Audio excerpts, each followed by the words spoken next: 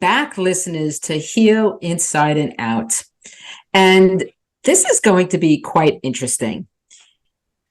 Navigating something like breast cancer, and as we heal, even beyond breast cancer, we're in remission, or we're what some people call cancer-free.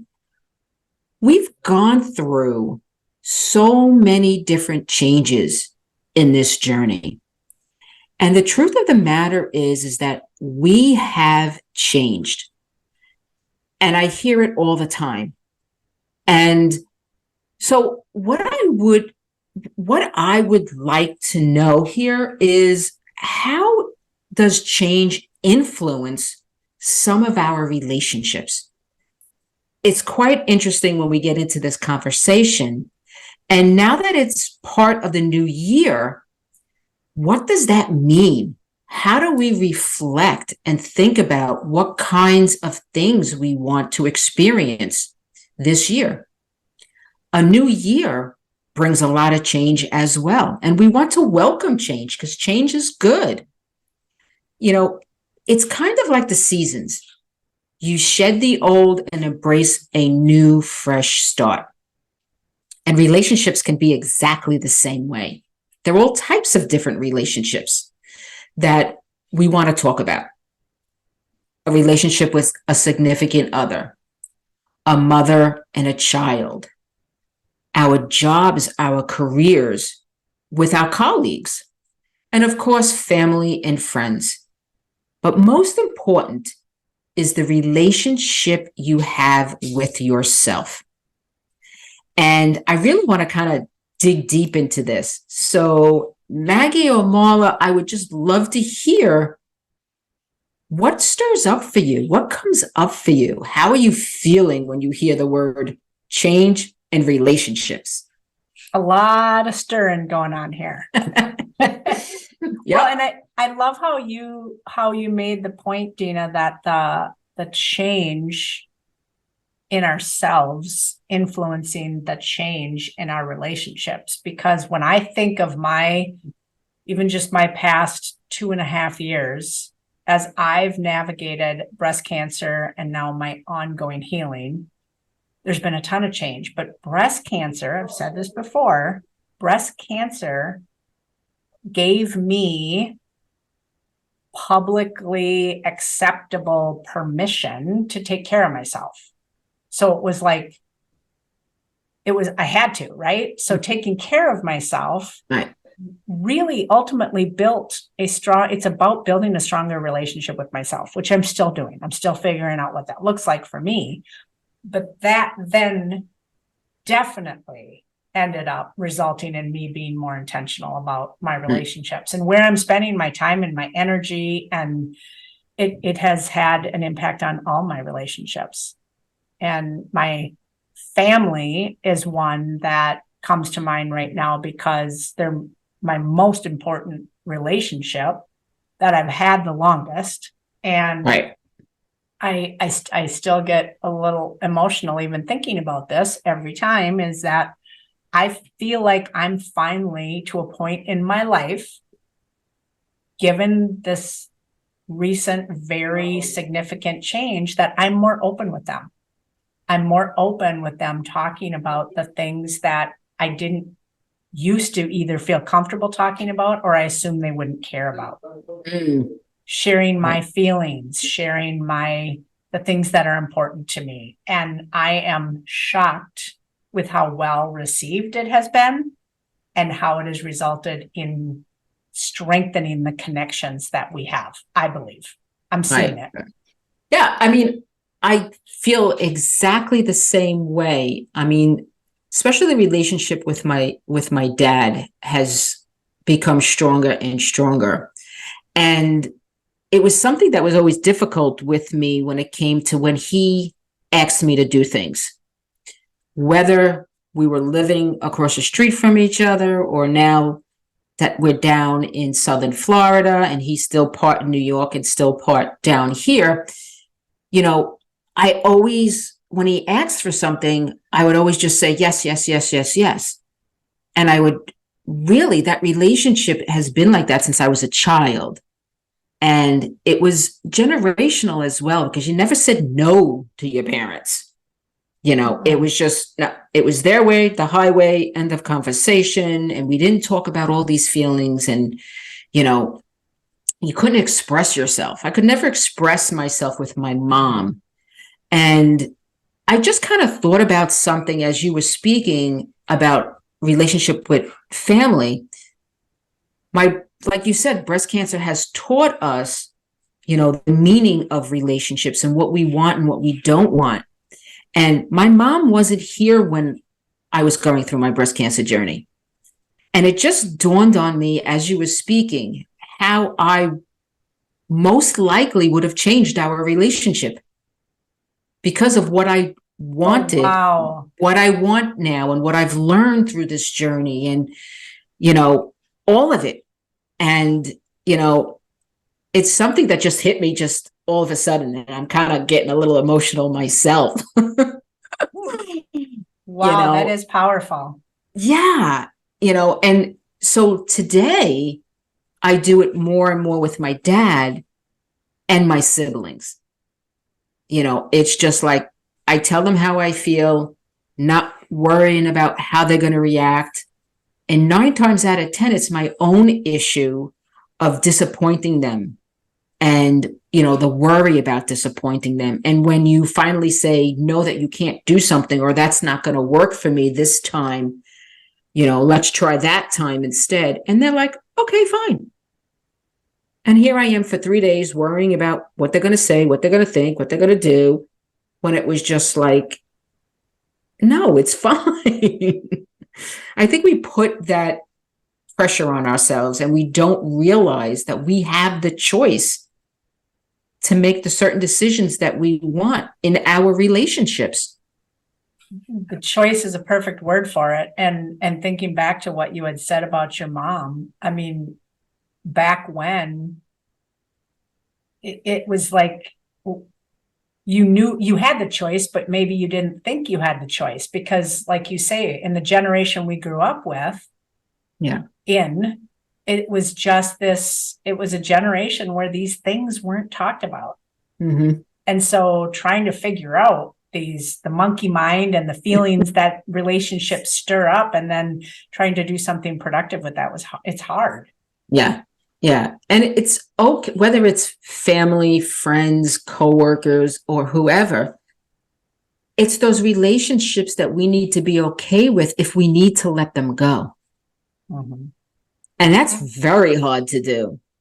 Absolutely. Some people can do it like that.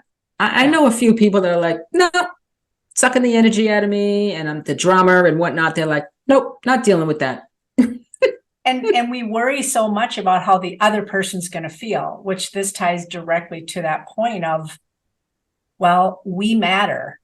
Right. And what's important to us matters. And the things that we find meaningful in a relationship matters. So when you start to talk about those things with those you're in a relationship with, you soon find out who is maybe someone that you want to either stay in a relationship with, or who no longer fits. Right, exactly. But others aren't mind readers. And if they don't know what we need, or what we want, or what we desire, or what makes us uncomfortable in this relationship, how are they going to be able to maybe change? Whether they change, and I hate to say the word good for bad, but it just fits this thought process. If they're willing to change to make the relationship better, then fantastic. But if they're not willing to see you and hear you and respect you, then that, like you said, that relationship needs to go out the window, to the wayside, however you want to say it. Yeah. Bye-bye. Yeah. Well, and it's back to what you've said so many times, is the relationship is a two-way street, right? And it's not always about us changing or them changing. It's about being open to talk about those things together, and see what remains important about the relationship, right? a shared mutual respect. I like that word respect you used. Right. Right. And it's very hard for me because the word expectation always comes up. And I have learned and grown with this word that I can't expect people to act, be more like me, because everybody's an individual. So I have been giving myself the permission to make an observation of a relationship. How is it going? Is it something that needs to change, or is it growing and flourishing the way I like it to? So I'm doing less and less expectation and just making observations.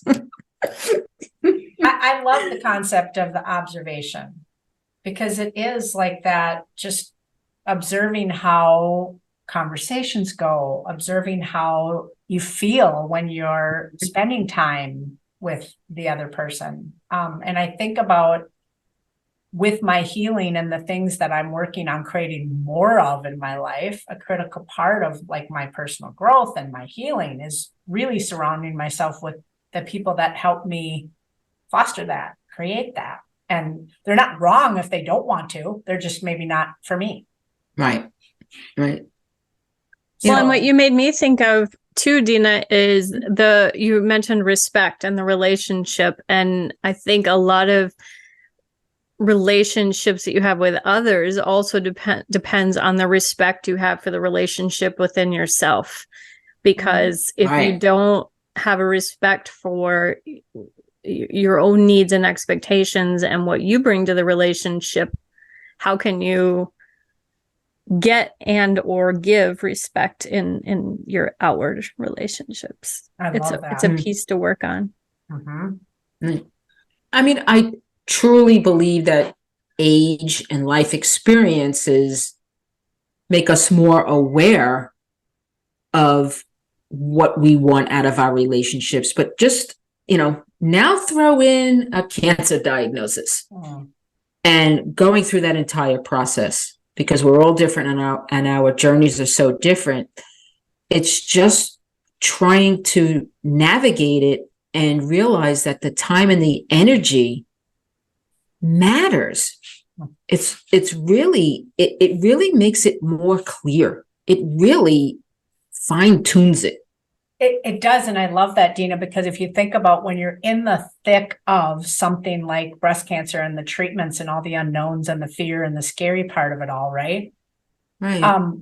The people that you surround yourself with have to be a source of strength. They have to be a source of support or whatever, right? But so why does that change afterwards? It should always be the case. Right? Exactly. To make sure that the people we're surrounding ourselves do encourage, support, and challenge, of course. And just that mutual respect. I think it's key. And to your point, I think breast cancer is it's a perfect example, a life experience, a life scenario that really helps you truly make it more important. Right. Yeah. I agree. I agree with that, and the choice is still yours on maintaining those good relationships, whether it is with yourself or someone else and or both. I think it does intertwine with each other. It should be the relationship you have with yourself, which encompasses the relationships you have with others. And we did mention the two-way street. I just love that analogy myself, because it takes time, it takes work, it takes energy to listen and meet each other on this path together, not opposing in opposite ends and like a tug of war kind of thing. And I just have to interject on that analogy quickly, the point you just made about to listen and to pay attention to the energy. Like, imagine going down a one-way street. Most of us have experienced going the wrong way on a one-way and you immediately have that panicked feeling, go back. And so that's what's coming to mind as I think about those relationships that are not two-way anymore. So right. Yeah. I this is such an amazing conversation when we get into it. And the strength of your relationship with yourself truly impacts your relationship with others. And I really want our listeners to think about, what do you have to let go of to create the relationship you want with yourself and with somebody else? And we would love to hear what your thoughts are on this. So we are asking for everyone to join our Facebook group, Heal Inside and Out, and leave us a comment on this episode, which is number 47. And as we wrap up today, remember, healing truly is inside and out. Thank you for joining us. We hope you found value in today's episode.